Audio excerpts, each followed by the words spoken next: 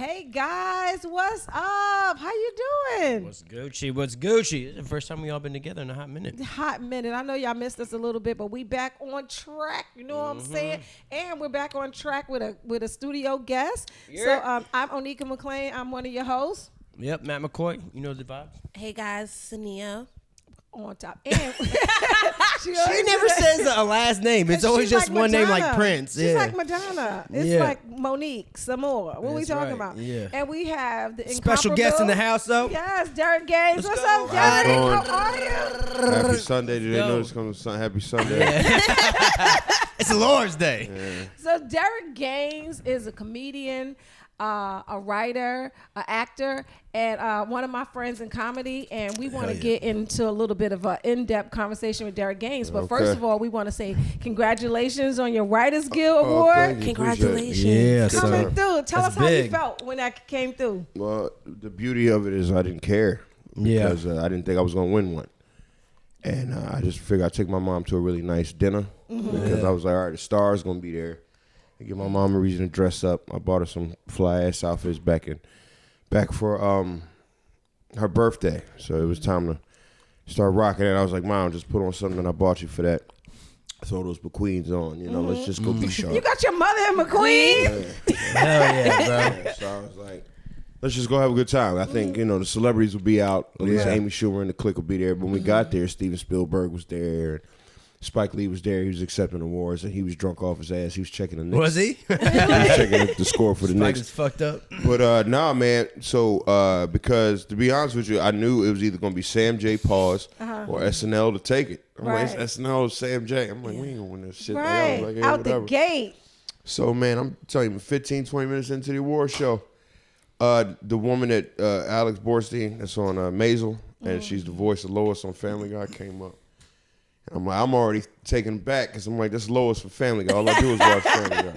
So I was just listening. She talk like that normally too? Nah, but you can tell. I'm like, oh, that's You can see it, yeah. I'm like, I can see how she don't have to mess up her voice that much to be Lois. to get it, yeah. So I'm just hyped that Lois is on the stage, talking shit. She has a couple jokes. She was cooking. And then she just named the nominees, and then she pulled it back. Inside Amy Schumer. Me and Yamanika looked at each other like, get the fuck out of here. Damn, that's crazy. And then Sydney Washington was like, she looked back, and then Amy, I don't know if Amy did something wrong or she's just really about that progressive life because she made sure all the black writers went up. Yes. Amy got on stage, she shot me out. She was like, Derek wrote a sketch called Privilege about using white women's tears to flip the whole. She's saying this in front of Spielberg. And then she goes, Derek's mom's here, and I waved to my mom from the stage. My mom was like, and then we go in the back, and I think we're just gonna take a picture. Michelle Butel's back there, just so everybody being all Hollywood, but it ain't filmed. Right. So people cursing, carrying on, drinking, bar open, motherfuckers throwing them back. So I get back there, they got trophies out. My name's on. I said, we get an award. You're like, we get a real one. So. And everybody had an award, so I took my award, brought it back to mom at the table. She went the fuck off. I was like, That crazy. is so dope because I didn't expect That's so to win. dope that you brought your mom though, bro. Yeah. But he's the only child. I didn't know. I did. I Yeah. did the same shit too. I went to the Webbies last year Really? and brought my mom too. Gotta bring moms. Nice. My mom was tripped out though, because my mom's very, very religious. So all of a sudden they did award and a bunch of trans people rushed the station. I was like, oh Lord. Yeah. Dope. Okay. So the reason why I think that this award is so dope for me is because I watched you develop that joke on stage, and you just flipped just it stretched into it a out. script, and it was profound, and it just worked out. And I was like, wow, that was just some stand up that I was working on. Oh really? That Just was to a be joke. honest with you. That whole episode was a joke originally. Yeah. No, Oh shit. Privilege was just a joke that I do on the set. Yeah. And then when people go, you got to write packets, man. SNL wants it. You got to make multiple streams of income. Blah blah blah blah blah. You got the writers is where it's at. You get on the tail. I'm like, all right, man. So SNL put out a packet search or whatever. That was the first thing I went with. This is years ago. I wrote the joke. Wrote Privilege. I wrote it. I called it White Girl Tears. I didn't know anything yet, so it never went. So it was time to do Amy Schumer. That job I got while I'm sitting on my homie's couch in Staten Island. I'll never forget. We was watching Wife Swap. We were high off our asses, going, "Yo, how you just swipe wives and shit." I get a phone call How you just going? So his wife. So he's just gonna give his I wife to a imagine new I'll be like, family you and another mean like wife, and they gonna do everything but fuck. Oh, that's wild. So I we used to smoke like carrying that. on, and then I get this phone call from my agent going, "Yeah, Amy Schumer just offered you a writer's room job." I was like, off the top. She was like, "Yeah, didn't you open for her a long time ago?" I was like, "Yeah, I opened for Baltimore and Philly like 2018." He was like, "Yeah, she gave you in the room." Damn. What? 5th season Inside It is coming back. Get the fuck like so everything was just You never know when it's gonna happen. Yeah. You just keep moving. yeah. I was just keep we was getting watching up. Wife Swap, smoking weed, and all of a sudden you got a job, nigga. Like, Yes, that's dope. That's crazy, dope man. On so many levels. yeah, so it was a good time. So we need to get back a little bit. You want to get back? I just want Yeah. to see like how'd you start comedy? What was that whole journey like? We want Well, to say you came up dig in. through the Philly circuit, correct? Okay. And Well- but you grew up in California? No, absolutely No. not. Oh, okay, No, okay. No. Born in Jersey. Cali, Born in Cali, okay. But grew up in Philly. product of a beautiful divorce. Both my parents were young. They were both Air Force kids. So very really? smart Let's go. individuals. I was Air Force. So they knew how to live separately. So when they broke up, I stayed with my pop for a little while. And my mom called, was like, "I want my son back." And then I flew back to Philly. So I might have been in Cali like for 6 months when I was 2. Oh, okay. That's as long as I lived in California. Yeah, I didn't know if you were just born there or And then what. my mom's, I was like, "George, I need my son back. You got a whole nother family out there. Let me get my kid." And then he was like, "Fair." So I went back to Philly.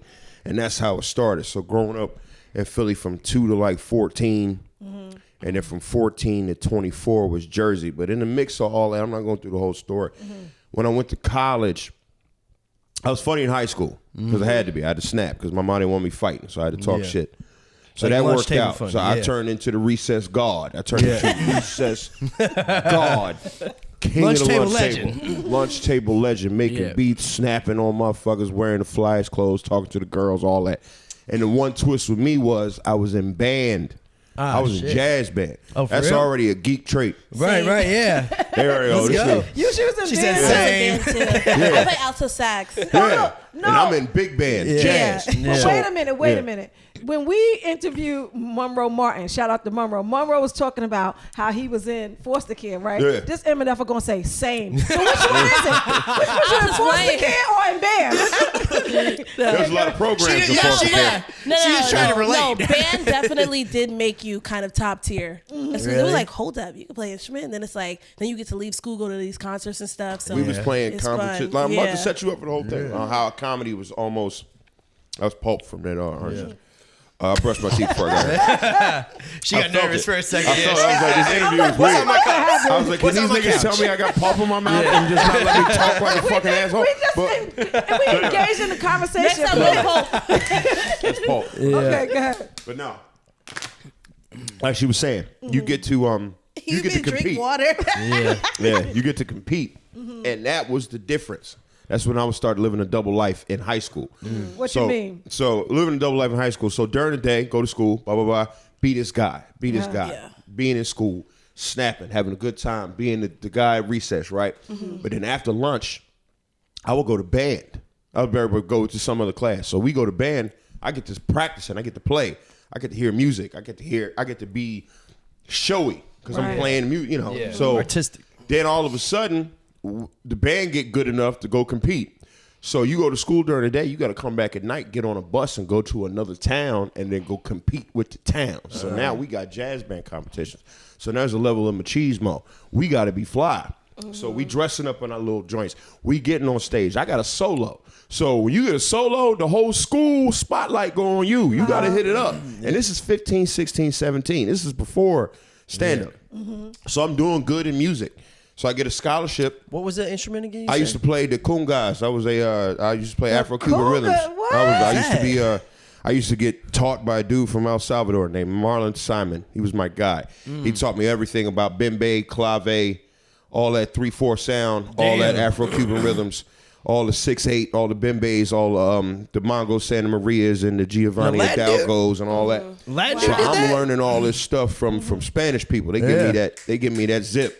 Yeah. So that was my edge in high school. So I could play like a Spanish dude. So we would go to these competitions. I'd kill these because there's white kids we was going to get. Yeah. White kids, some black kids in South Right. Jersey. But White kids my with- edge, my with Afro-Cuban tutors. edge was up. My Afro-Cuban boom, boom, boom, boom, boom. I was like, I was singing scats to myself in high school, jamming.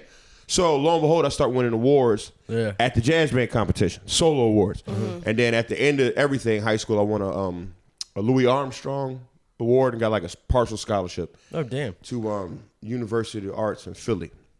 that's dope. So and that's where all the ballerinas is at. That's where all the jazz artists is at. That's Right. where all the visual artists is at. It's a whole art thing. Yeah. So we in class one day, and I find myself still snapping, being the guy from recess, not the guy from band. So now all the music kids, he a vibe. This motherfucker snapping on everybody. He said fuck you to the teachers. He don't know how to read music, but he know how to play. Right. He in 4 bands when he not supposed to be. I was in Acid, big band, Afro-Cuban band, and then the school big band. So I was doing concerts at the school. So I'm just. Oh, but you didn't know how to read music though. I didn't know how to read music. She knows how to read music. Yeah, you had to. If you play, No, I'm we beating had drums. to learn how to read music because if not, they would be like, well, honestly, You those- need to read. You music. have to be. I feel like you have to be able to read music to play anything. Well, Unless you're self-taught. unless you're self-taught, but I Well- wasn't self-taught. Well, I blame Jesus for that because I was playing in church for a long time. Yeah. Right. So when I went from church to school, I already heard it. And then in school, I got to show off because it's jazz. So it's like, oh, you really got to take a step in another direction. And then when I got to college, You gotta have style with it. yeah, when I got to college, glory yeah. you gotta- God. it was Stir Up the Gift. That was my jam. Stir Up the Gift by Hezekiah Walker. And we did the cover of that, but I used to get solos in church to play that. So it was just like everything was like, all these solos is fun. The spotlight, this being in front of people is fun. Yes. 15, 16, 17. Oh, I like this spotlight shit. Being in front of everybody, performing. Yes. So how were you like academically? Terrible. I couldn't read music. He said, but them drums hit, so they let me I stay. failed piano. I failed music theory. I failed musicology. It was like I had to get tutored and all that because I skipped all that part for the show part, right? Yeah. Yeah. So now there's a problem because I'm failing school because I can do good in the But band. they need you for all the bands. Yeah, So, they really so can't I'm do playing nothing. all these concerts, but I'm like one of them good basketball players yeah, that thumbs they the can't body do right. He like, he can't read, but he can dunk. He can dunk. Hey, get one of these white bitches to do his homework for him. They in a school meeting like, you need to pass him. It was By any cinematic. means, you need to It was pass him. cinematic. I remember we had one black substitute who was taking over band, and he looked at me. What's your sheet music say? I said, sheet music. And then all of a sudden he Because they said, do get be up. calling you out. They And be then he like, called me out. He said, oh, you're going to have to go to another room and read your part. And I'm like, read my part? I don't know how to read my part. So he kind of embarrassed me in front of everybody in class. So when I was sitting in the other room, things started dawning on me because I'd be in class failing. But I remember one dude, Andres, Spanish kid, trumpet player. He was like, I like how you play. I like your sounds, but you funny, man. You know they got like a comedy club or something down on South Street. He trying to get you out the band. He was like, yeah. He was like, no, you funny though. Focus him on something else. No, he was a trumpet player, so it wasn't nothing on me. Right. But he was Yeah. just like, yo, you funny. I see how you be in class. They got some comedy club over down 2nd and South because we went to school in the city. So he was like, South Street got this thing. I think it's called the Laugh House. The little short dude is like the dude there. That's Kevin he was talking about, Kevin Hart. Kevin Hart. He was like, you know, the dude from Paper Soldiers and all that shit. He be over there. Oh, shit. So I was like, oh, shit, this 0203. Yeah, I'm so That's I'm like- crazy. Yeah. I'm like, okay. So it's like they do open mics. Yeah, they do like things out like you can get up, talk your little shit. You should try it. This is 02. This is summer 02. And it's like June or May, like my shit on. So I was like, okay. So I get out of school. I'm failing, but I don't know if I want to go back. So it just hit me one day. It was like a week before my birthday. I was like, I'm gonna go to this fucking. I'm gonna check this. see Oh, it. I ordered it. So I checked it out. Brought all my friends. We looked. Everybody was calling it. So in my head, I was like, oh, I could do better than that. So I Yeah. went the day after I turned 19. That was July 30th, 2003. Went, got on the mic, bombed my dick off. But when I got off, I was like, that didn't even feel bad. Everybody was Right. talking about, when you bomb, it's the end of the world. I was like, not likely. I was like, I think I could figure just that change out. a few Yeah. words and Listen, try I'll it be again. back. Yeah. And the next week I was there. And the next week I was there. And it had never stopped. So from then on, 19, dropped out of school, got day jobs, and I was like, I'm going to hit these mics 'Cause you because I love think comedy. something is going on. And then after a while, 5 years in Philly, I went in 5 years. I went from open mic to host to feature to headliner, and then they was like, yo, you got to get the fuck out of here. You got to go to New York. What's in New York? The Truth. I was like, the Truth. They was like, that's where you go fall on your ass and get nice because it help you right. They used to talk about the cellar like it was Narnia. Yeah. So I was just like, I was like, what is this fantastical place? Yes. And then I went there, and then that's when it all happened. Because I was like, they was right. So New York so it came from music school, and I was like, all right, but not the comedy. So what did New York give to your comedy? What did it add? It made you go. New York was like, so I hear you was in jazz school in Philly. This New York. And Was I know this you when don't they were play still- music, but watch how jazzy you can get with this mic if you keep at it. We gonna beat you up. Yeah. But just keep at it. Watch what happened. And after Was a this while, still back in the day too when people would like because I remember I read Kevin Hart's book and Kevin Hart was talking about like when they would all be at like the cellar and at the table and they'd be cracking on each other and shit. Was this back was the day, that they was time telling too? me stories of that. Yeah. Right. We was in Philly. We was young boys. We was like, Yeah. they got this table in Yeah. New York that they just all these guys. They just be, and it's just the best jokes you'll ever hear. And it was like a Yeah. The best lunch table of all real. time. God damn. No, you just got it. I'm having a bad day. You good. It's that Pope trying to get my man. But yeah, that's so Wait. basically kind of. How did your mom feel about like that just jump to like Here not was the being in funny school thing. anymore? My mom was completely supportive. She said, "Nigga, why you tell me before we spent money to go to this school?" And my dad was like, "Oh, you're out of your mind. I wanted you to go to the Air Force like me." Because my pop, my pop was genius. He was fixing jets. Like he was fixing jets at 17. He was putting them together. and all that. That's my dad did the same thing. Yeah, Really? my pop was, you know, he went on to be like one of like two black dudes maybe to fly Air Force One. Damn. So it's like my dad. I look up to that motherfucker. I'm like, what am I doing? My pop flew for Bush and Clinton. Damn. So and he was the flight engineer. So he's the dude right behind the pilots that's controlling the plane so they don't go down.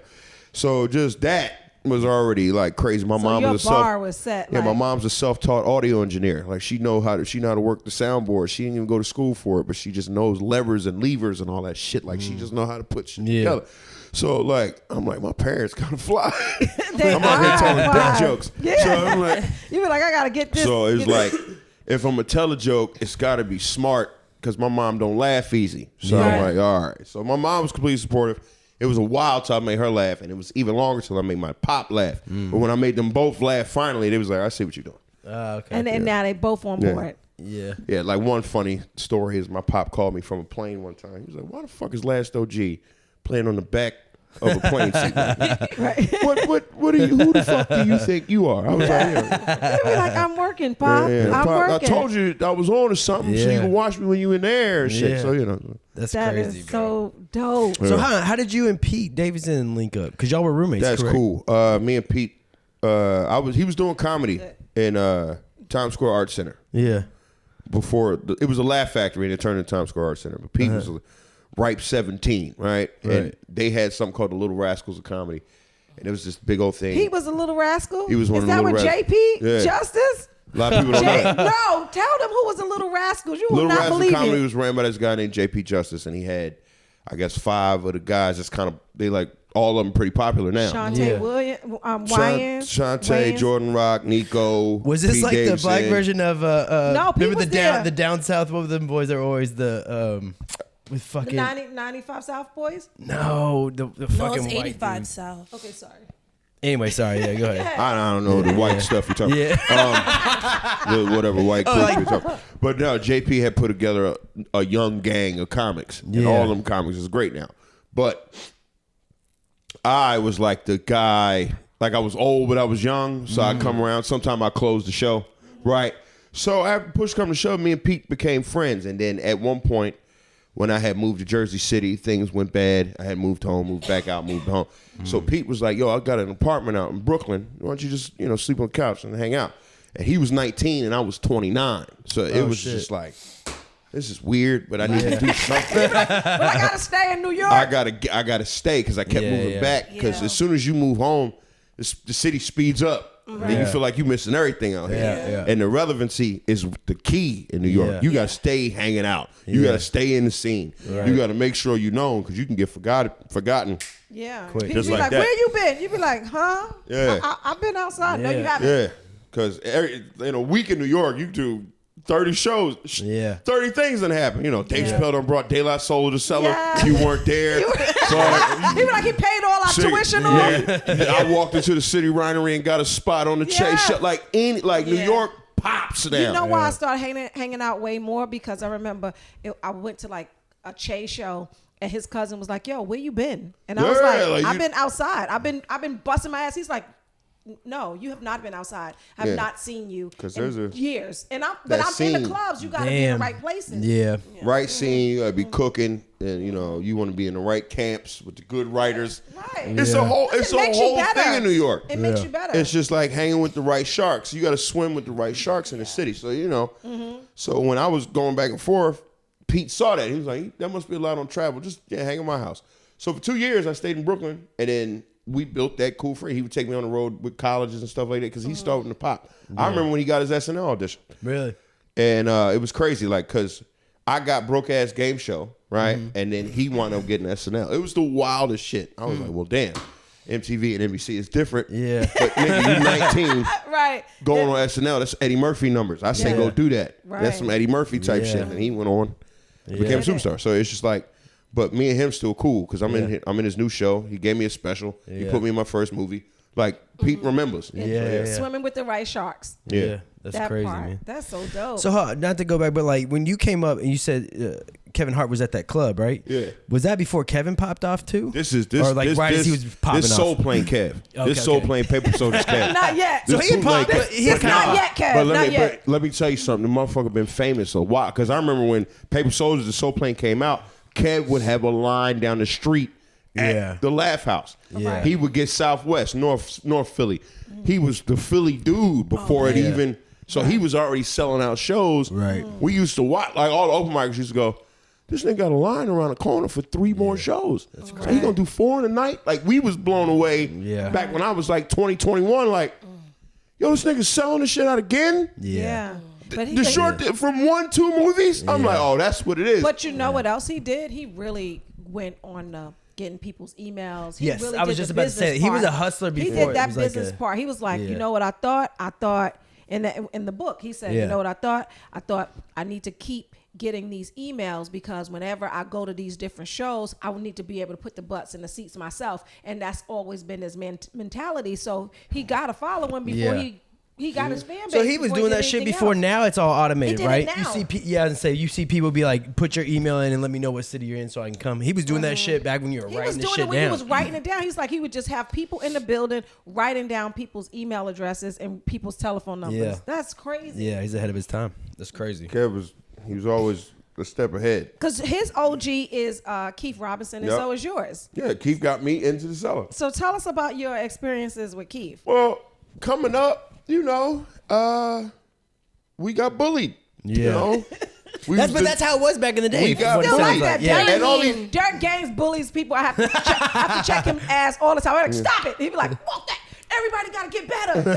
He really does it to make people get better, which is the craziest shit. I get it. But I'll be one people. If you gonna be hanging out at the comedy club, what you think is gonna be all You got cheesecake? cut skin. Yeah. Can't everybody be nice? Yeah. Like I see you and your friends, y'all. We in the club, we hanging out, but don't come to that green room thinking that is this because it's not. Yeah. I've seen not. him make people cry. And they're like, he's so mean. I'm like, he's really it's not. not, but nah. He's really a Christian, actually. Me and Jesus got an actual Right, relationship. yeah. And he will pray with you in 2 minutes. He'll be like, all right, Onika, let's just pray about it, man. You know what I'm saying? So you never know how he is. That's why I was like, I want to get in depth with Derek Gaines because I feel like a lot of people don't understand it. God got me this far through this thing. Yeah. It's all fit. But anyway, and me, Monroe, Dave, and Chris Cotton, rest in peace. We was a group of 4 guys, and that's still my team pretty much without Chris. And we just would drive from Philly to New York. Chris passed away, guys. Yeah, Just so you know. rest in peace, Chris Cotton. It sounds and like we you're would not just drive- not fucking with him no more. We would drive up and down those highways just to be relevant in New York. And then Keith took Monroe under his wing first, and then I came after. And he would just kind of give us the mainstream as a black dude. This is what you need to do in mainstream to stay fly. And so he kept us at the cellar. He kept us near that back table, snapping on the good guys. Yeah. He used to call us the Young Money Crew because we was just a bunch of sharp-tongued niggas from Philly. We was ready to go. So Key would go, Young Money Crew, get him. And then we just start. He sicked us out like dogs. He sicked us like dogs on people. It's like Jay Prince of the comedy But scene. Young that's Money Crew. writing. Get But 'em. think about that. That's the writing. The snapping is the Yeah. writing. Most Yeah. people, when they're in the writing rooms, people don't understand that it is kind of like a hang. Yeah. And Because you get a concept and you just start. you got to tagging. get a Tagging roll it, yeah. going. So, the best roll is to get a snap on and then build off the snap. Yes. So we used to do that in the streets. And anybody in our wake, in open mics, anybody in our wake outside the Hang in New York Comedy Club, Gotham, the Cellar. Oh, shit, here come these niggas. Here come the 6 foot nothing. Here come Yeah. Dave, Monroe, Yeah. Chris, and Derek. And if I wasn't the one snapping, they were, but I'm the one laughing at you. 'Cause I got that big Jumping laugh. around. Yeah. The laughing Running make it worse. around. The laughing makes it work. The laughing make it That shit. worse. Derek will It's do gonna a instigate triple my axie laugh. laughing. Oh, I'm like, yeah. I know this nigga ain't just do a black flip. Explosive. Just to I know make you you just feel do it. like No, a but that's how bag it of goes. shit. I'll laugh so bad, so you be like, so if my Right, go home friend's like, snapping, he's doing too much. that's kind of how we began. That's how the snowball kept going. Like all of us was pretty much over 6 foot, and Chris was fat. So we walking anywhere, we was big energy. This Yeah. is such a sweet man. So they was just like, oh, here come that cloud, here come dark and stormy, because we come in tall, ready to go. Like, who won? That's And that was just good. kind of us. And then Yeah. and then Keith was just putting us all in the right direction. We all started getting TV credits. So he was like, all right, let's test your aim at this cellar. So what was your Esty gonna watch you. what was your first thought when you got Last OG, and how did that happen? Well, Which is my favorite. coming out of a self-diagnosed depression, it was self-diagnosed. Too lazy to go to the doctor. Yeah, I didn't go to therapy. I was like He self-diagnosed. said this weed should help. And the reason I say self-diagnosed because I had got broke ass game show, and I was making so much money on MTV1. I was making bread, man. I was pulling down it was at one point I was making $120,000 a season, Oh damn, that's good. and I was feeling myself. Like I was feeling myself. 2015, I was feeling myself, right? So I guess it was my first high horse. It was like my first one. I'm cocky. I'm fucking different chicks Every day. every day. Just like I'm leaving. I like girls be in the bed, and I get up and get into a nice little Cadillac, and they take me to set. So I'm feeling like a G, like I know girl back at the crib, still sleep. Then you In left my him in your bed. crib alone? Oh yeah. Oh, you So I had a wild, mattress boy. on the floor. Well, I had a Damn. mattress on the floor. Well, What's you your got story? a joke about mattress on the floor, which is My hilarious. mattress on the floor. Oh, nothing looks bad on me. It only looks Yeah. bad on her Yeah, if she yeah, does something. Yeah. It's iron. It was ironclad. I had an Yeah. ironclad plan. Yeah. Any girl that wanted to fuck around on Yeah. you lost. Yeah, yeah, I yeah. completely You know what win. you're getting Listen, into, You man. know what you did. Don't tell nobody about this. You know what you did. You So know if what you you did. want to do something, Yeah. where did it take place? On the mattress on the floor? Oh, bitch, you fucked up, right? Yeah. Any girl would be like Yeah, that. that So is- I leave girls in the bed and then go get in the Escalade and go do TV. It was just a cool thing. And then when Broke Ass Game Show got canceled, this Viacom turned their presidents. So when they change presidents, they take all the shows that Yep. was with.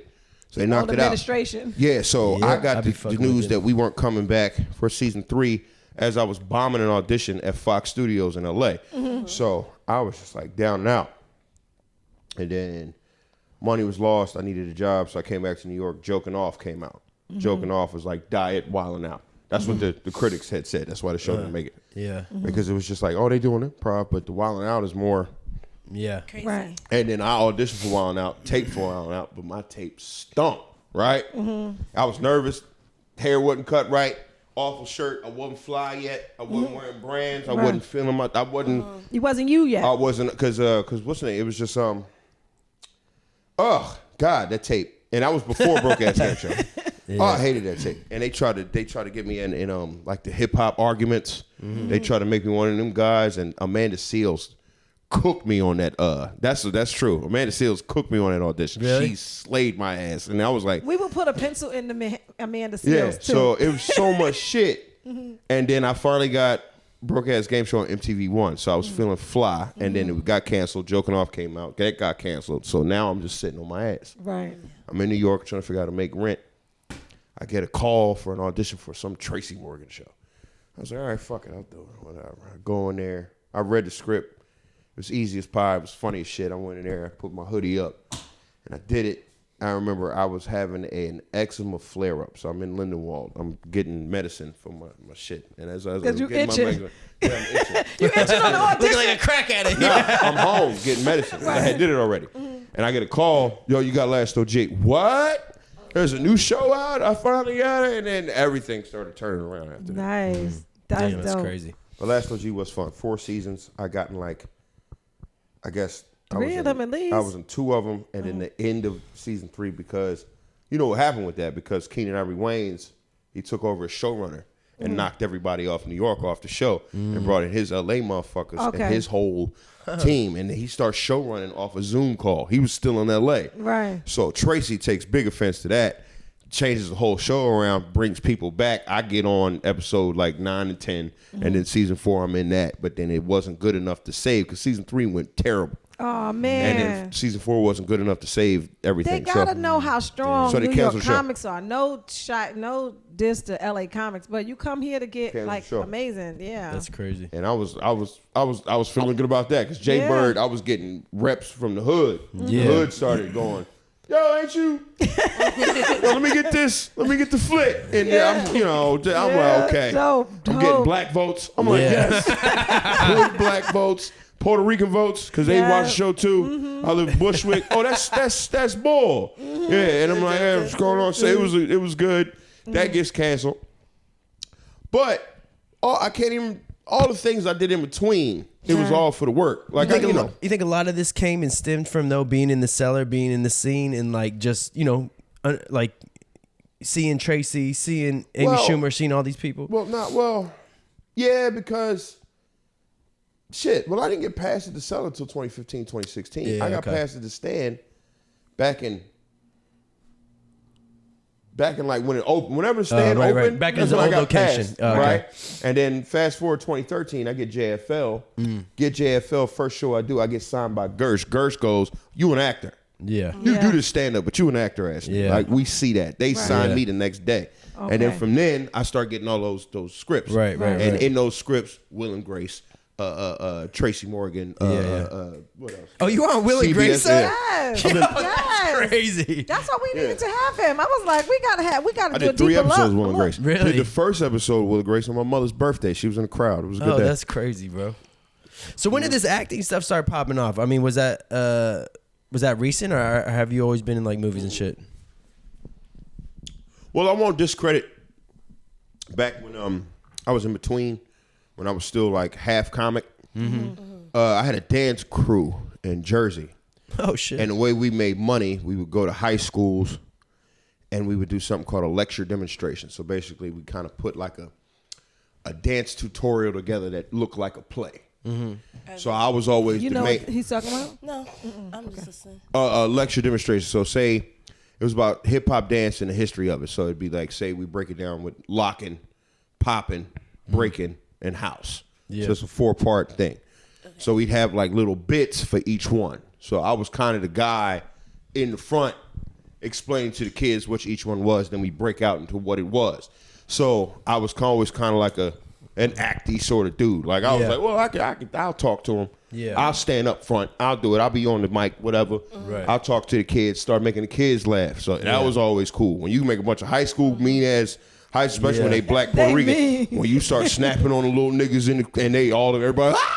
Yeah.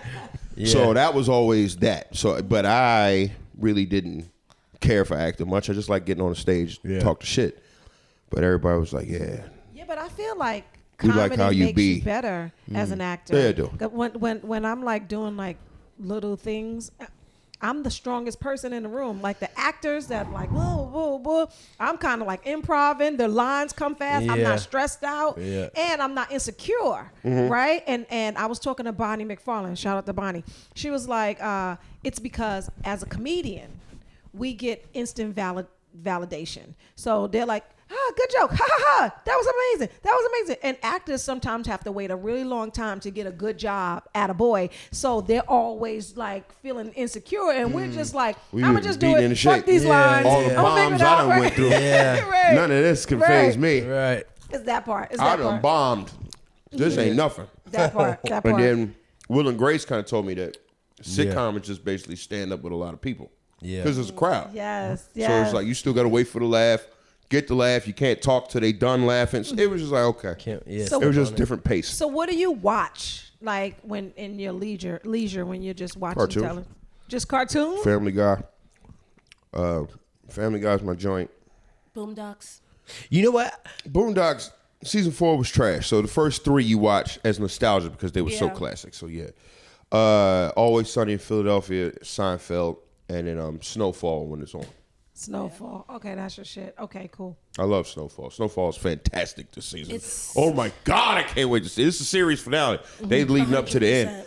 I can't wait. You know, when like shows and stuff, when they come to an end, you're like just praying for like the last season to like you feel like you've it's all wrapping up. It answered properly, all your like, questions? Yeah. As of right now, it's Well, wrapping up good. It's answering all of my questions, but I'm curious to see how it's gonna end. Yeah, me too. Like who's gonna live? Is he not gonna live? Like what's I'm really gonna gonna just happen? say I think everybody should die except Lee and his girl. And they should walk and they should go They away should like go back like to set Africa. it like set go it off. back to Africa and be cool. But everybody else need to die. I my theory, I feel like Jerome's gonna off his wife. I could see it. Yeah, if y'all watch she Snow- got. Look, we both don't know. She It's like a tennis match. Yeah. Like, She has so much power They go over back him. and forth. I'm just like, I'm not gonna And watch the I show feel now. like- Y'all She's just- screwing up a lot of things. Yeah, though. y'all Yeah, she's just. I feel like you never bite the hand that feeds you, and she's just. But she's she been different. doing that. Yeah, she's different. So See we're that? gonna see. Snowfall get you talk.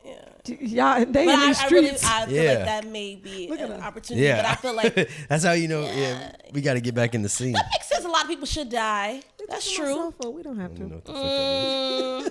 I think Franklin's gonna die though.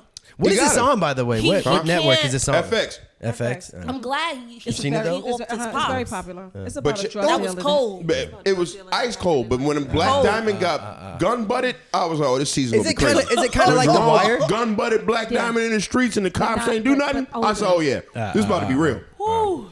It's about to be real." You can cut this part because I know it's like inside. No, not at all. Not at all. Not I mean, at all. I cut it. I think it's hilarious because Yeah. we just like. Yeah. Yeah, no, Snowfall is that. It's like show. The Wire, okay, though, so a I little also bit. peeped that you have a Wu-Tang tattoo on your hand. So do you watch the show? Yeah. Oh, I just First just two got into seasons that. classic. Third one I was falling asleep to, but the first 2 seasons I dug. This third season is good. I'll watch it again. It's the end. It is the end. I started Okay, watching. I'll watch it again. It's good. It's Okay. it's good. Okay. The first so two let's seasons, talk. Let's fantastic. get into fashion, right? Because Okay. I love fashion, and that's Damn, what that was a real quick pivot. Well, we we in here can't add talking- any value. We doing spoilers. Yeah. We here She saying said, all "Fuck this your shit. dumb ass I'm here show." eating strawberries. Let's get into something I care about. We can't add no value to this. So Yeah. I mean, I want to get back in the conversation. Come on, That yeah, part. go do your thing. So for me, I see a lot of comedians. They come on stage, and sometimes they have on like clothes that they slept in and shit, and I just don't understand it. And I talked to a couple like beautiful women. Like, why do you come on stage looking like that? And they're like, because they feel like sometimes their beauty takes away from the funny, so they don't want to distract themselves. I'm like, but I've always been fashionable, and that's one thing that I admire about you, because you come fucking do. So tell me about the fashion and how you've blended it with the comedy, and what's next for you on that. Well, starting in Philly, you had to be sharp because girls snap on your shoes and they snap on your clothes. And what's this thing got on? What did all that? It's been that since early, especially in Philly. You had to have gear. So when I was running around with Lawrence Killebrew and Spank and Naeem, and these all Cam's homies. Those are Red Cup boys. Yeah, the Red Cup boys. These guys was always dressed to impress, right? Down to Air Force Ones, polo, whatever. Just be sharp, because you know chicks from Southwest, North, South Philly, they gonna be. They in gonna there. get on you. They gonna get on you if you're not fresh. Right. You can be corny, but as long as you fresh, you can get halfway through the set, right? Right. So that was always something. So from then on, I was like, all right, you got to be sharp. Kevin Hart actually taught me. This one I knew I was like, I got to get on a different game. This is right before Kevin became like a meteor. It was his 10th sold out show at Caroline's. I'll never forget this shit. They added They just 4 kept shows. adding They kept shows. adding shows I because he love when that kept happens. selling. We was just like 10 times. Yeah. You did 10 shows in a weekend. At that point, we was just like, get the fuck out of here. Right. That's insane. 10 on a weekend. They just kept adding shows. So at one point, you know, we're just watching Kev on a you sell out 10 shows and you 4 feet tall. You the tallest nigga in the room. That part. So at one point, I remember one night we was there. I had my my goofy raw meat leather jacket on. This big red leather jacket, 2 sizes too big. My little Nike boots. I had something. I think I was coming from somewhere in Jersey doing a spot. I go to Kev's show. Kev got Prada on, but I don't know it's Prada because they look like Stan Smith sneakers. So he was like, "What you think I got on my feet?" I was like, "I don't know, Stan Smith sneakers. What? Adidas? What?" He showed me the sole, said Prada on it. And then when he said it, he was like, "Yo, these shits came in a bag. Fuck a box." And I was just like, "Okay, my shits come in a bag." What does that mean? And I'm just listening to him like, He's like, what's that mean? It's like, What the hell does that It's mean? provocative, though. It's I'm provocative. like, what? And he's Should've just got a like, yeah. box. Then he said, if you look good, you feel good. And when you feel good, you tell better jokes. And as he said that, somebody was bringing him on stage. So when he said, you look good, you feel good, tell better jokes. Ladies and gentlemen, Kevin Hart. And he turns around and walks into this sold out crowd. And I'm like, He did that on purpose. He did it. That was a lesson and for I your was just ass. like, what the I was like, that was the shit. I was like, he just put me on $1 million again. And so from then on, it was always trying to be sharp. Right. But you know, when you do comedy, you ain't making money for a long time. So I didn't Yeah. I ain't had the money You be to in buy. a hole, right? You know, I've heard stories. Kevin be Gucci down some of them college shows. Gucci hat, Gucci shirt, Gucci belt, Gucci pants, shoes, cologne, like all they just like, oh god damn. And then when you saw his specials, he Saint Laurent belts on, and then Chris Rock with the all leather. Right. With the all leather suits, It's and then Dave always Chappelle good. start wearing the onesies with the McQueens on. You just like, all right, man. I see what these niggas is getting at. Yeah. So one night I was at a rap concert. My cousin put me on. These guys from Griselda Records. This guy named West Side Gun, right? And I'm like, I don't even know this dude. So I go to this concert, and I see the nigga walk on stage, and he stands there for like 2 minutes. Crowd's just going nuts. Crazy. The floor is shaking. Yeah. He hasn't said anything, but he got on this Bape sweatsuit. He got on this fucking $50,000 iced out chain, this ruby right on the front. Motherfucker's going, and he got this big ass Louis glasses on. I'm like, the fuck? And he's just standing there, and all of a sudden he hits this song. Whole room goes up. I said, that's what the fuck I'm missing. Yes. Yeah. I said It's the that. presence. I said it's that presence. He know he got all that shit on his Look brands, visual. but it's how he's standing there going. Because you're yeah, making what you love gonna to them say? with your eyes. He It's said, "What true. you gonna say?" Because I got Louis on telling jokes and all that. So Yeah. it kind of, when I watch that, I go, all that self-deprecating. The comics to hold the mic with 2 hands and wear plaid shirts and fucked up sneakers, and they this and that, or it's some kind of joke against they whatever. They don't have style. Yeah, I'm 'cause like, then now, Thank you, man. I'm like. Because then now when they're on stage, you're looking at them and you're kind of making jokes at them. Yeah, it's something This is how sitting there they like, look. okay, Yeah. so in my head I go, oh, these niggas want the crowd to laugh at them. Yeah. Right. I'm like, nah. You want it with them. I said, nah. You want to make them laugh Yeah, or laugh so- with But you. it really, he wants it to be a situation where they can't laugh at anything because you know what I got on is fly. Or like in laugh that at the type of way. jokes. Yeah. Don't- Laugh at the Like, jokes. focus- but yeah. I gotta feel the way I want to feel. So Yeah. hence the Louis sweaters. Then hence Yeah. all of a sudden I'm wearing Lambin on stage. Yeah. I'm wearing Palm Angels on stage. It's That like, part. oh yeah. It's like, this my show. You gotta make, if it's you and the mic, Yeah. you got 15 minutes to slate yourself as this part of the showcase. Why not take it? Right. Yeah. And you get to be on stage. I've Yeah. always thought, as it relates to comedy, that you're on stage. Most people do not get the stage. So when you get the stage, like, show the hell out. Yeah, Like, that's how I there's feel. lights up there. There's lights at the stage by itself. Why not? Show they clean up. it off. Yeah. Be sharp. I felt like I remember when I first started like doing comedy or whatever, and I would dress up, and they'd be like, "When's she going to the prom?" And I was Hey, like, "I've been like And this. just real fast. Bitch, I been like this. Exactly. I don't need comedy. Well, I do need comedy. Thank you, sir. I was But proud I've been before like this. I comedy. went to Some motherfuckers fashion ain't- high school, so Yeah. I've Yeah. been like this. Some motherfuckers ain't fly till stand up. Right. But shout out to the Capones of this world. When I used to see Capone with the polo Little coat, shiny stuff, right? the polo coat with the hoodie, come up, do 45, smash. Shout out Smash. to Talent when he come in with the matching the shirt set. What he got from Third Market. Shout out to who was another one? Shout out to LeVar Walker. All my ATL niggas that was walking around. Sean and them with the jackets. Shout out to LA dudes. They came in with the Sean Jones, right? When they was wearing Leslie the Prada Jones boots been on stage, stepping like, recently I'm like, too. all right. She got a Yeah. but she didn't come in like that. I know, but we said Right. now. Some more fly. Fucking Always been fly. when Some Melanie more. Camacho would get on stage, she be like when Cat bring Melanie out and Lunel, they be fly bitches on stage. You be Now, like, yeah, yeah, yeah. I get that. You gotta do. I feel like with comedy, you just gotta touch all the senses. Yeah. Right. So you touching the intellect, you touching the humor, you doing all that stuff. But there's also visual. There's also people's comedy. Sometimes people love the sound of your voice. They just love the way your cadence Yeah, is. man. You know what I'm saying? Like it's Because it's with dope. everything else, if you in a group, there's uniformity. But when you by yourself, do whatever the fuck you want to do. You a singular act. That's the dope part. That was the epiphany I had in fucking jazz college. Yeah. I was playing a concert. I did a solo. Spotlight hit me. Everybody's going crazy. And then when I was done my solo, it went back to the leader of the band. And now I'm like, I'm just playing behind some dude's ass. Yeah. No. I was like, this Right. can't be You no like more. I stood on the stage for 30 minutes and I'm sitting up here And for I'm my getting 5-minute thing. my right. girlfriend at the time, she having a good old time. My mom praying, people.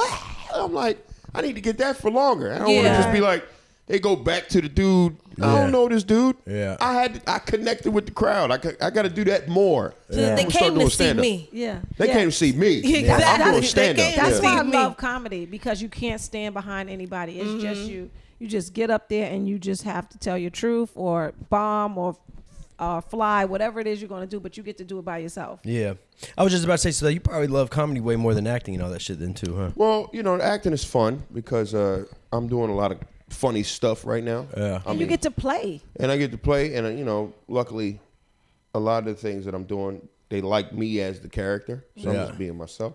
But just being able to trade the script, doing scripts, that's fun. I like doing that. Yeah. The timing of whatever scene we're trying to make, and how the writer is writing it, and how he wants it to be presented. That's pretty cool. Yeah. It's kind of tactical. It's kind of like Yeah. tricky.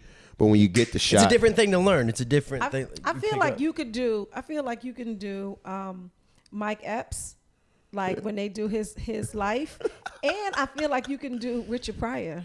Well, Mike did Richard Pryor, Right, and then when and I I feel saw like him you do it, could I was do like, it. "Yeah, I can't do it." I thought he did really like well. You could. I think that you could, because the thing about it is, it's just like everything else. You just rise to the occasion. There's gonna be And Richard, one of my favorite guys. I watch him pretty much. That was my mom's fault for me starting to cuss, because she got me all the Richard Pryor discs.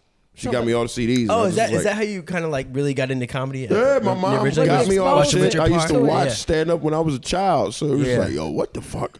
Watching Bigger and Blacker when I was 14, Killing Them Yeah. Softly when I was 15, Def Jam. yes. I loved all that shit. I was like, oh, I like whatever's going on. Whatever this is. Whatever it's this dope. is, some Yeah, dude yeah. up there saying something, and the crowd is just graduating. Yeah. They throwing hats and shoes in the air. It's also different seeing your parents laugh too. You Yeah, watch man. somebody like fucking I make your remember- parents laugh. Like, I oh remember I shit. heard my mom laugh watching Martin one time. And Yeah. she was squealing. Yeah. It was a Dragonfly Jones episode, the first one, when the dude, when they was like, and he was on the mat, and she kept kicking his ass. My mom was laughing. I was 8. I was like, why is she laughing like that? And I'm sneaking, seeing what she's trying to watch.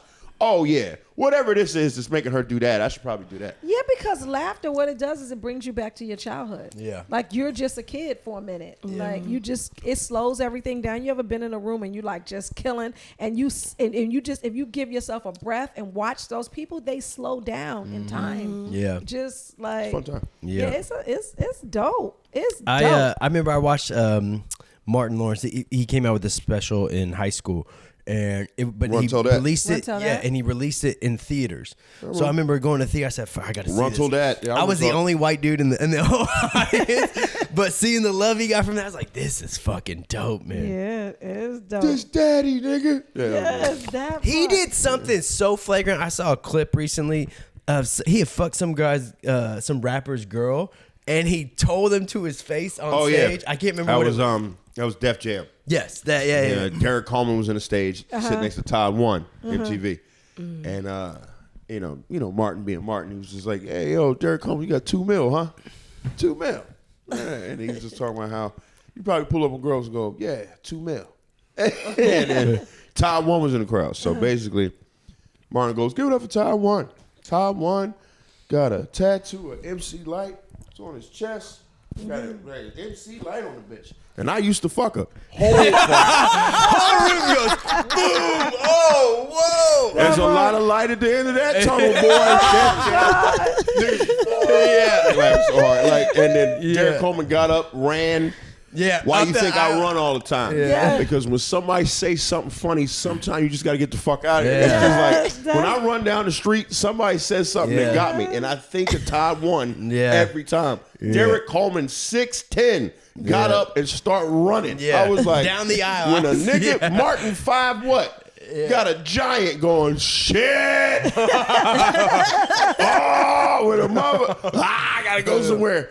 When black people gotta leave, it's so funny. Yeah. How do you make them do that? Like that's magic. How can you get a room of people running somewhere and come back? Yeah, that shit was crazy, bro. Wait, Martin is one of my favorite people. Bernie had motherfuckers in North Carolina running around the stadium. I'm like, this is nuts. This is insane. Let me ask you something about your podcast. How did you and Dave Temple? Shout out to Dave Temple. Here's his podcast. My boy. Partner. Tell us about it. Well, Monroe wanted to start one. Mm-hmm. And then for 2 years we did it, and then Monroe didn't want to do it no more. That kind of left me out. But he was like, well, I ain't going to leave you without. I asked Dave if he wanted to come take my spot.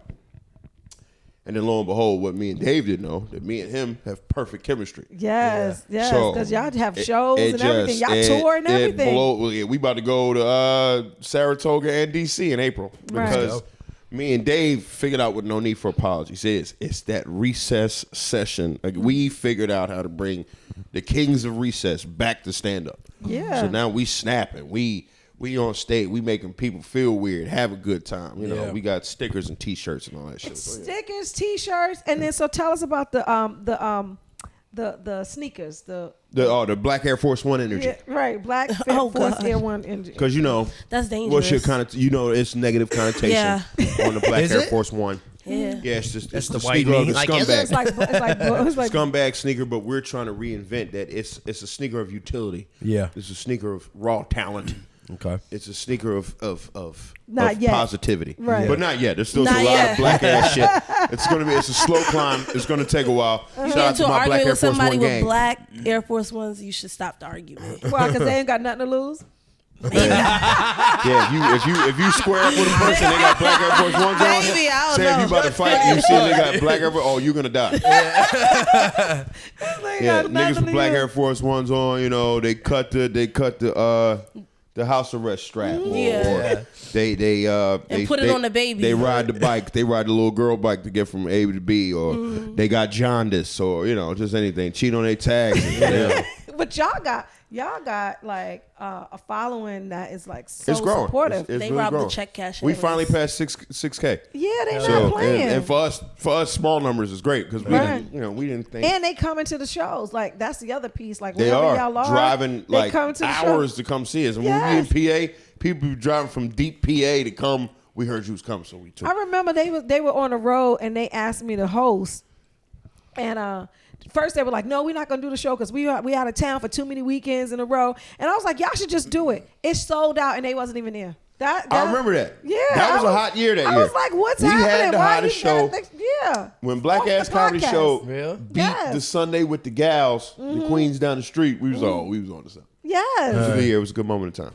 That's crazy. And you was like pretty much at the helm of that because we needed your help. This dope though. And you was hosting your ass off. You was ripping. And we was ripping and running. That was just a good year of blackness. It was just a good year of black comics.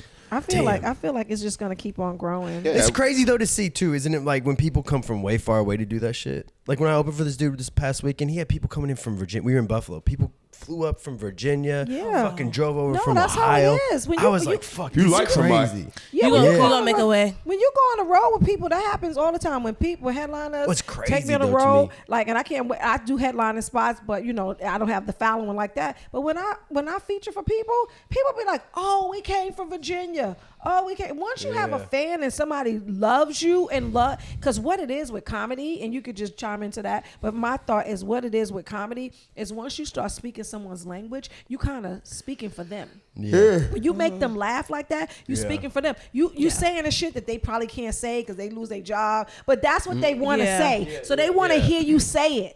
Because that's your job. Right, because that is your job. Yeah. So when you get on the same page with a group of people and they fuck with your frequency, they'll come out. I get it. That part. So I want to ask you, man, what was it like when you guys were filming the movie Kings of Staten Island, or the King of Staten Island? It was my first movie. I was excited. Yeah. And me and Pete had that fight scene that kind of set the the movie up. It was great. Just when your homie looks out for you, he puts you in the parts that makes you go, well, you can shine. Yeah. And you're doing that for other people too. You put Amina Amani on. Oh yeah, Amina Monroe, put him in Privilege. So it's like, and then Privilege wound up help win the whole. Yeah, it's like, why not? I don't believe in casting. I've been running around with my cast. Yeah. You know where people go and what role. Yeah, so and you want to get money I got with your white comic friends. friends that I would put in, but I don't really see actors. I'm like, these people that I've been running around with can play the parts that I see in my head. I see them when I'm writing it. Right. When I was writing Privilege, I saw Dave and Monroe. When I was writing the other part, I was like, Amina and Reggie could do this perfect. But the guys they picked, that wasn't on me. Right. When it's on me, it'll only be my friends on some Robert Townsend shit. I'm telling you. That Hollywood swinging, in my head I go, I'm only going to cast comics. Right. Because they the ones that can execute the scene perfectly. Actors, they act like they funny. Yeah. Comedians just funny. So I'm like, just put it on. Right. It makes sense. I saw that growing up with Adam Sandler. He always had all his homies in the same fucking movie. Why wouldn't Pete he? That's doing the comedy. same thing. Yeah. But that's comedy. That's why I'm Derek in this new show coming out in May on Peacock. I cannot believe that for all these years I've been doing comedy, I'm Derek Gaines in an NBC show. It's pretty wild. Right. Isn't that crazy. dope? That is amazing. When I went to do the table read, you almost get teary-eyed because your name, Derek Gaines, as the character, Derek Gaines, you got a script. Here go all these people, you and NBC, all these fucking famous people sit down, but I get to be me in front of all. Yes, it's a real cool thing. That's crazy, bro. Dope. I feel like comedians do that for each other all the time. I feel like that's No, just for a sure. part of the If You should. If trying you're to- a good person, you should. But it's a part of the community. I'm not trying to go alone. Right. Yeah. You don't want to be what's the somewhere point? and you don't know anybody there. That don't even make sense. I'm not trying to go it alone. Right. And then you build your crew, and then people who gravitate to you and you come up is fly. You go, these are the people I would put in anything. That So part. Amina or you or Yamanik, like I'm only gonna go. That part. That part. It's so dope. It's so dope. Like, so what's next? Like, so I know but I really can't say ultimate goal, but what next? Do you see yourself ever like doing drama and stuff like that? Because I know I see a lot of comedians, they go and they get big off comedy, and then you get a Monique and she gets a Precious, and then you see this range, and that happens so much. Jamie Foxx, it happens so much. Like, so do you ever see yourself doing drama and stuff like that? I mean, they already trying. Yeah. I mean, I got some dramatic scene coming up in Blue Bloods. I'm in that show too. But I like comedy. Yeah. So I really like, because with drama, it's easy to execute some sad shit. It is. Yeah. There's plenty Gotta of tap dramas in. out. Yeah. You can Damn. Says the girl dead behind the eyes. She just tap into that darkness. Tap into that darkness. Yeah. tap in, this way. get sad, but they gonna add get some sad. ominous music and all that shit. Make it But worse. most of the, from what I hear, most of the comedies you see, niggas go, that shit was corny. Right. They didn't execute that right, or it was overshot, Says hard, or they harder. beat, or they beat a joke out so bad that niggas home going.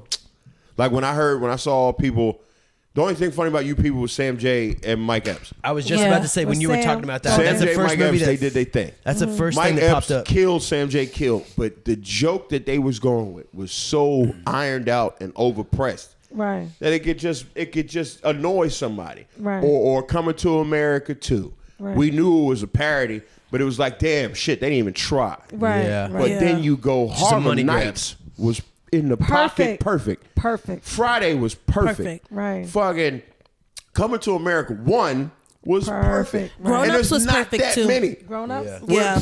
Grown Ups, fucking was Super good. Bad, 40-Year-Old Virgin. Yeah. There's lines, Yeah. and those lines you don't find. But I think if I stay as a comedian, I will find those lines in movies, and then motherfuckers will finally go, that Derek Gaines joint was a fucking classic. He had everybody in there, Yeah. but everybody played it so cool. Right. It was such a good comedy, man, because That it part. wasn't like campy. Yeah. Because I campy is the problem. I rewatched Hungover in the pocket too. Hangover. Hangover 1, Hangover. pocket Yeah. comedy. Like, Yeah. yo. Everybody. Yeah. Yeah. Sometimes, and then when they do sequels, it's overdone. Or the third 'Cause one, it's a money not as grab. funny. Yeah. I Yeah. hear people talk all the time. So I go, shit, you got to find how to make a comedy perfect so that everybody Yeah. go, that's something they can go back and watch. When's the last time you've seen a good comedy that you go, oh, that shit was fire? It was like, damn, that was a funny ass It's movie. been a while. It's When the been last time you been in a theater, a whole theater of black people? Yeah. Not in a while. Think Like a Man. Kev had Think Like a Man. Yeah. Kev was Yeah. knocking the jokes out Yeah, he every was. scene. He I was like, was. God damn, Kev. He was. I was like, every scene you killing? Yes. Like, when you 'Cause do he that with as a comic, actors. like- He's with actors too. You was like, dang, these motherfuckers, like, Kev But it's really. always the comedian that always stands out. Like when you see it, it's always like the comedian. So okay, so this podcast is Gen Ecstasy. So I am Gen X. He's a millennial. She's Z. So I think that you're a millennial. I was born in 84. Yeah, he's a millennial. He's millennial. So what we ask our guests is to talk to the other generations about what you will want them to know from your generation. So Gen X. Ours was the whatever it is. best, by the Huh? way. Ours is the best, by the way. What millennials? Our or the generation, X? our generation, millennials, we the best, dude. Yeah. How so? We just came up with all the like. Our run was phenomenal. Like we were talking about movies were the best back when we came up. Fucking, I feel like stand up was cracking. Have you seen Car Wash? Yeah. Okay. Yeah. Do you know who started hip hop? I'm just okay. Yeah. go ahead, Oh, never okay. mind. Here she goes. I just want to make sure You that are know. white in between Yeah. two black queens. Yeah. He can handle it. He's a try. He You got are it. white with your Vans So, on. so Yeah. from your generation, speak from your generation. Like what, like anything you want to. Generation saw it all, man. We saw what it was that's now. We saw the birth of the internet. Yep. Yeah. We saw the golden age of hip hop.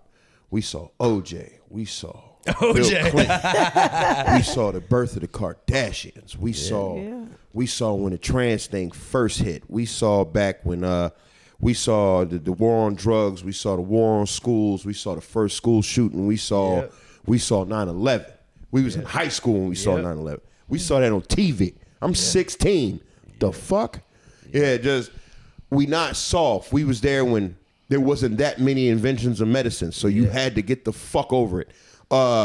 We was there when teen suicide was crazy, but black kids was like, nah, I'm a party. Nah. Back that ass up just came out. I'm not killing myself just yet. Manny Fresh got this nigga named Juven to get the high. We was there when high dropped. I was there for Gator all boots. for Hard Knock Life 1 and 2. I'm a Jay-Z. I was listening to the prime of Jay-Z walking through the high schools. What? I was there when Chris Brown came out. When Dancing came out. That was wild. The Jabberwockies. I was there before that. We was at You Got Served. I pulled the car up to the theater, opened the door, turned the speaker up. We had a dance battle in front of the fucking movie theater. That's where I'm from. That's where I'm from. They took cash everywhere. That's what they did. They took cash everywhere. He act like he had this fucking written down. That's hilarious. Yeah, man. He had a whole run. We not soft. Yeah. We had to get over it. The Everything, 80s. RoboCop was a kids movie. That's what the fuck I'm talking about. Yep. I can't. Ninja Turtles 1 Amazing. was our Godfather. Reservoir Dogs. Training Day. Kings of Training Comedy. Day, yo. Yeah. 8 Mile came out when I was a... son. That's it. That's what it is. 8 Mile came out. Motherfuckers He won. skipped school to go to the theater. All right. Jordans That's it. came out. All right. Oh, when the Jordan 11 drop came and niggas was getting murdered, but we still went to the store to go get them bitches. God damn, I missed it. I remember when niggas was getting murdered over Marmont jackets. And Marmont, when Marmont was caught. Oh, yeah, I remember it. I wasn't in New York yet. And I was seeing when the girls was getting the door knockers pulled out their ear and all that shit. I'm like, yo, it's crazy. This is place. Wait, I had to get my ears fixed because my door knockers got pulled Written- out. oh. So you Wait, saw somebody it, but pulled I lived it out? Yeah, they snatched my earrings. When they snatched the doing door, it that on was like train. the thing. When they know, snatched earrings out. They Really? snatched it on a train. I had to get my ears fixed. Damn, son. Yeah, that part. I lived it. You did. I I noticed hear it. about it. I lived I it. observed it from TV. You was there. I lived it. I was there. You was On there. 9/11, I was on the train. I was like, what the fuck is happening to the World Trade Center? This is bullshit. How am Was I you gonna get already home? home? She had to walk home. No, we had to walk When they had to home. walk across the yeah. Damn, I she's starting to make a real good case right now. I'm Virginia. gonna just say I was there. Because I was there. observed it. This is the truth. I saw it. She was on the train. did. She What seen the crack fuck? ruin the streets. You I was seen there. crack. Yeah, well, like that. Like Crack that. came out on my 4th birthday. So it's Yeah. like I'm there, but I'm not. I was Yeah. there. Crack came out when I turned 4. I was cutting my cake. Somebody was cutting into crack first time. Damn. Damn. That She part, really I did was live there. that shit. I was there. Yeah. Yo, this is was there. dope. Yo, this Yeah, is it was there. dope. This is This a has great been podcast, an man. amazing interview. Oh, yeah. You fucking Yeah. phenomenal comedian. It's amazing human being. I love that we were able to get a little deeper with you. This is Derek Gaines. Let us know where we can find you on social media. At the Great Boy, TheGreatBoy on Instagram. That's where I'm at. Like all the other ones, I got Twitter, but I'm not tweeting. That's a millennial in him. He's like, fuck this shit. I got TikTok, but I don't TikTok. Right, you know, that I part. probably would be further along in my career. You know when niggas say you'd be further along in your career if you just put your subtitles under your English and you put your post dates and make a clip and all that shit. But nah, motherfucker, if you want to come see me, I'm at the club. You know where I'm at. I'll be in At the DC club. in April at the Improv, and I'll be at the Saratoga Comedy Works in April. So just look out. I'm always doing something new. Got a TV show coming out May 4th. Oh, I got a movie coming out Memorial Day.